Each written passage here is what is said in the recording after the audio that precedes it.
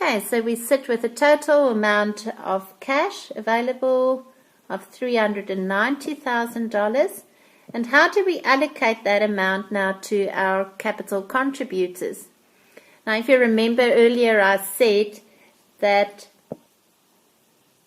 this company's constitution stipulated that contributories will rank equally per share as to return of capital. So we're going to look at the number of shares that has been issued and use the ratio of that to calculate what should be distributed to each of these categories. So if we look at A and B ordinary shareholders, B is maybe a little bit easier now. So we've got 750,000 shares in issue, so the ratio is going to be 550 over 750 times the cash that is available, and that gets us to an amount of $286,000, and that is the amount that we should actually refund to the B ordinary shareholders. So looking at the A, so 200 over 750 times 390 equals 104.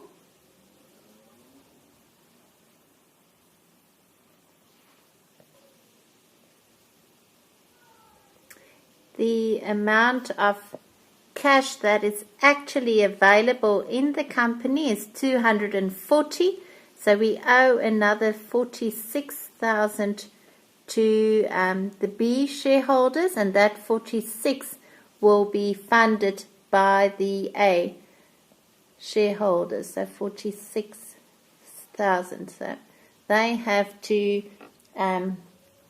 pay that to the company as part of a call that's made to them, and this is what will be refunded to the B shareholders. So if we see the unpaid call, we had potentially $150,000 that we could have received from the A shareholders.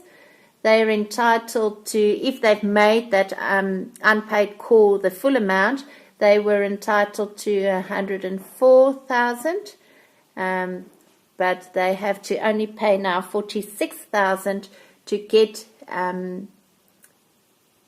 to be able to refund B their full amount and to put both A and B in the same situation. So the result's going to be an actual call on the A shareholders and an actual refund to the B shareholders. Further to this calculation, we can also calculate the share of each of these classes of shareholders in the total deficit. So if we see, just grab a clean screen again, this is what the shareholders as a minimum would have expected to receive back, and that is the capital that they've contributed. So it's an amount of 600. But of that $600,000, we saw that there's only $240,000 cash available, so the deficit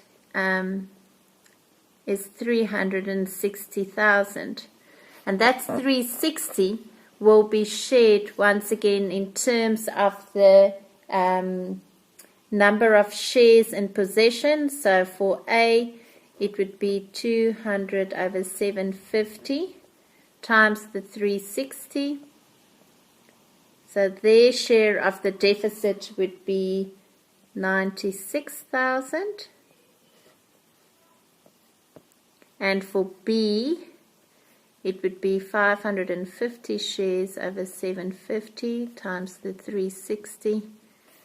being $264,000. So as a final result of the final distribution to the shareholders, this total deficit of $360,000 will be shared between A and B as calculated.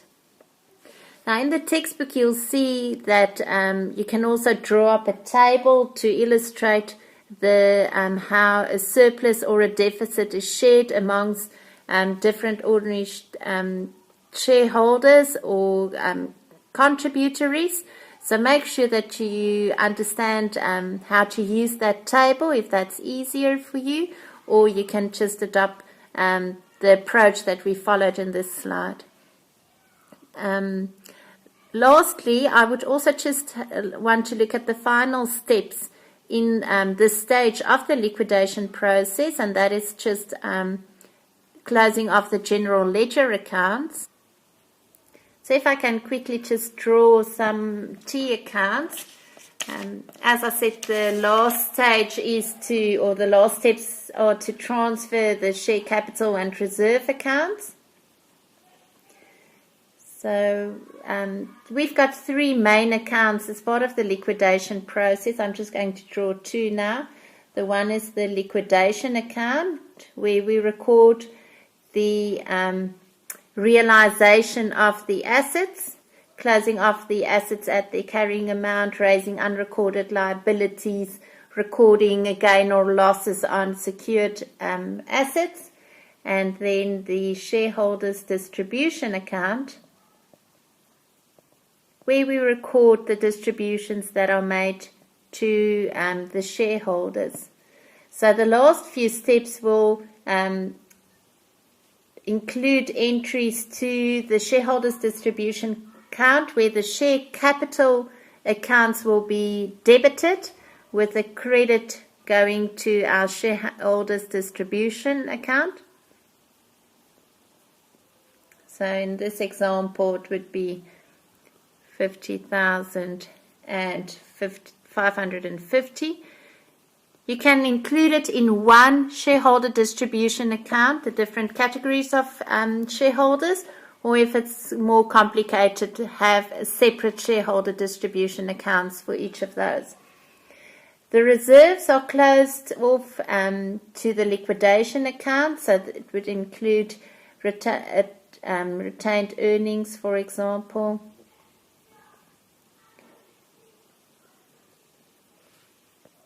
If the company has suffered significant losses and sit with an assessed loss. If not, the retained earnings will be closed off to the credit side. Sorry, let me just get the pen back. Retained earnings and other reserves closes off to the liquidation account. This is now apart from the proceeds that were recorded on the assets and the carrying amounts and a few other adjustments. So at this stage, the liquidation account will represent the ultimate deficit or surplus that is borne by or distributed to the shareholders. So the balance will be transferred to the shareholders distribution account. So if there's a deficit that's borne by the shareholders, the entry would be on the credit side of the liquidation account, distribution, and the deficit is then transferred to the shareholders distribution account to decrease the amount that will be distributed to the shareholders. Okay, after the reserve accounts have been closed off and the liquidation account has been transferred to the shareholders distribution, the shareholders will be paid, so they'll be paid the return on capital based on the previous calculations that we've done. So the amount that is actually distributed to them, or if necessarily raised by them by making the calls. Okay, so if you have any further questions on the this stage of the liquidation process, please feel free to post questions on my guru, and we'll be able to get back to you in more detail.